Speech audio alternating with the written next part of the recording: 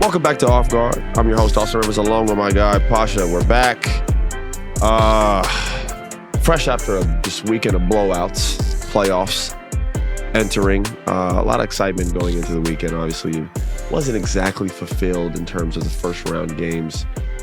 There were a few special ones, which we can get into one by one. Obviously, the Denver series, I think for most people would agree, is going to be the most competitive series. I think you could put maybe the Knicks and Detroit right after that. Maybe follow that with Golden State, Houston in terms of competitive. I don't know what to make of the Lakers-Minnesota series. I do think that'll pick up.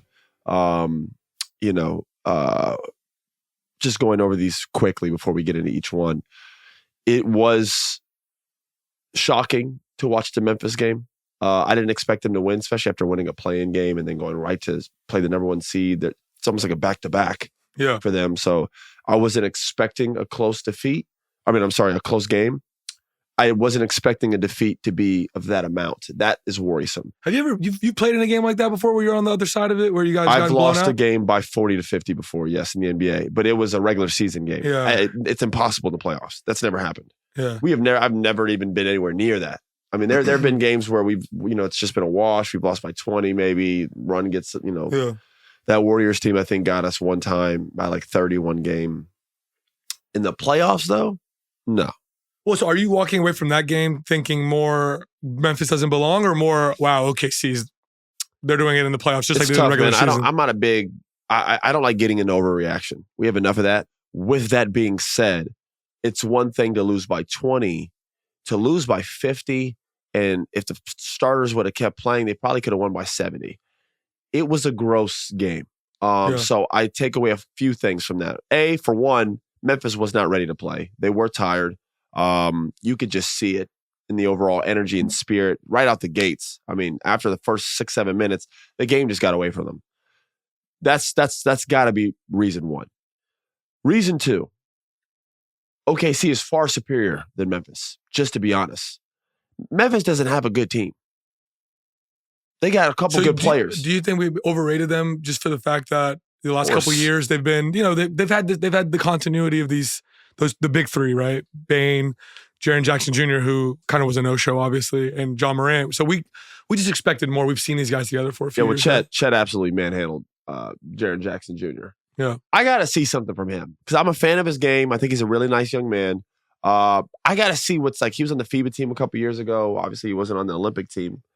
But he's a guy that's been an all-star, defensive player of the year, max contract. Like, I got to see that. I got to see something from him. Yeah. You know what I mean? Like, when it comes to him, I always hear about how talented and good he is. But then I watch these playoff games or these big games and I don't see it. So and I'm not questioning him as a player. I want to see more from him. And I don't think Memphis has a chance for this to even be competitive if he's not playing elite basketball. Like, he has to be dominant. I mean, this big three has to be, superior to anything. I feel like it's just such a tough matchup for Memphis because the things that they could do with John Morant, obviously, they could make some other teams like the Nuggets, they could make their older guards look old, right? With like John Morant, Desmond Bane, But against OKC, with all of their defensive guards and all of their depth and all that stuff, Memphis can't do what they are trying to do. You get what I'm saying? Like, if Memphis was playing the Nuggets, and I think Ja could, go off against the Jamal Murrays and Christian Brown and all, you know what I mean? Like, it's just so tough against OKC. Their defense and all these guys. Yeah. And I don't listen, again, I don't have anything against Memphis. I just don't think roster-wise they're anywhere near OKC. OKC just continues to go in waves in terms of talent. We talked about their depth. Yeah, they need a B team. All year long, we've talked about their depth. They could have literally like a B team for the playoffs. I mean, that's how many good players they have. They have 11 to 12 good players on their team, whereas Memphis has 3 to 4. It's just like, bro, they're paying like Scottie Pippen Jr. 30-something minutes, man. You know what I mean? He's out there going against like Jalen Williams and Shea and Caruso and Wiggins and Cason Wallace and Dort. Like, these are just proven pros. You know what I mean? We're like, Memphis just completely out-talented. The series will be more competitive. They're not going to lose every game by 50. I think Memphis might even be able to steal one. Maybe when they go back home, a pride game where they're able to just kind of win off the strength of we're not getting swept, something like that. Yeah. I do think it'll be a gentleman's sweep. we got to remember, this isn't the Memphis team from old.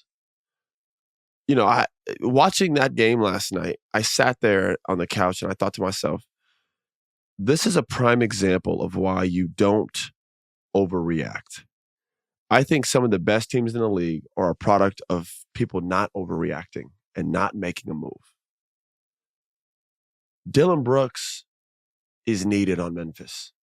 Tyus Jones is needed on Memphis.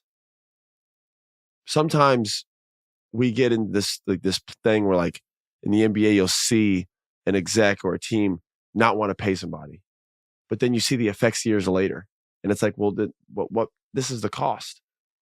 They clearly needed Dillon Brooks, and not only did Memphis not re-sign him, remember, they strangely, after this season ended, which does not happen ever with the team, they announced that they weren't bringing him back, which was not only disrespectful to Dillon Brooks, could have hindered his pockets and his money too. It was a really weird thing to do.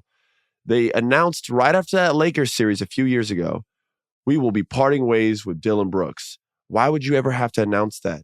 You would just not sign him back if anything. If anything, you would say, hey, we're looking to sign Dillon Brooks. That way you can at least help him out in terms of other teams thinking everything's okay. And then when it comes down to free agency, you just don't sign him. They had to announce for whatever reason that they weren't signing Dillon Brooks back. Like, so they could let everybody know we're done with him too, because that's when the whole thing with LeBron happened in the Lakers. Like, what? Just because LeBron got mad and beat y'all, you put it all on Dillon, blaming Dillon for everything. Now you can't. Now you want to part ways with him. Houston was like, okay, we'll take him. They gave him $80 million. He's been fantastic for the Rockets. So I watched this Memphis game, and we bring up roster. I'm like, they've done it to them. They're depleted. Yeah. You didn't sign back Tyus Jones, one of the best point guards and backup point guards, because that's what I think he really should be, is a backup point guard. There's nothing wrong with saying that. I would not want Peyton Pritchard being my starting point guard. I love him as my backup, and I'd pay him a lot of money to do it. It's okay. Tyus Jones is a good player. Not saying he's not capable of starting. We've seen the record of what he did with Memphis when they started without Ja. Very capable player. Outright starter, you got him going against who? Every night when he goes against another starting point guard, we're talking about elite players.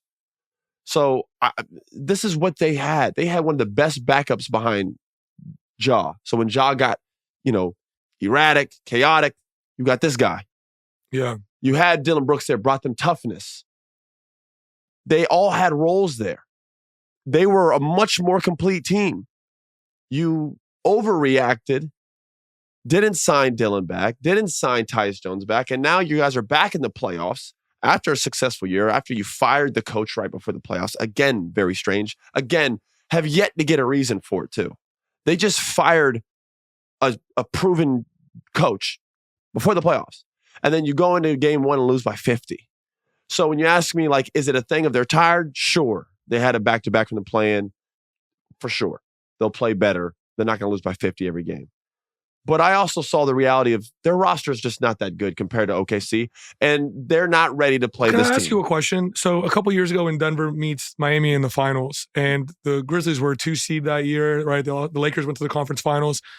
Was the NBA, was it just not as competitive 2 years ago to have, like, the Heat in the finals? Look at Denver and the Grizzlies now with some of those same guys, but they're not as good, right? But there were a couple years ago, there were, high seeds. I don't know.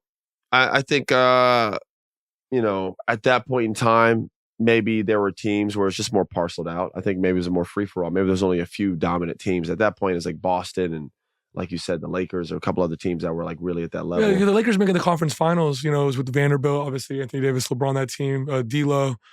I feel like that team would just not make the conference finals right now, right? Like, it just seems like it's just a different Probably not. landscape, yeah. Probably not. But yeah, and we saw once they ran into, like, a really good team, they got swept. Yeah. You know what I'm saying? So, like, at that time, I think it was just really top-heavy. With I thought Denver and a few other teams were, like, really good, and then everybody else was just, like, in the same boat. It's weird, right? Because some years I feel like the championship's more for grabs, and then there's years where on your Rockets teams where the Warriors and Rockets and it's the Cavs and everyone's so good at the top, it's, like, really hard to win. Well, I feel like that's how it is this year, though. I do think Cleveland, Boston, even New York, I'll throw in that group, OKC. And then, we'll talk about the Warriors in a little bit, but there are 4 or 5 teams that I think right now are capable of winning the championship. I think Boston's still at the head of that. They're just too good.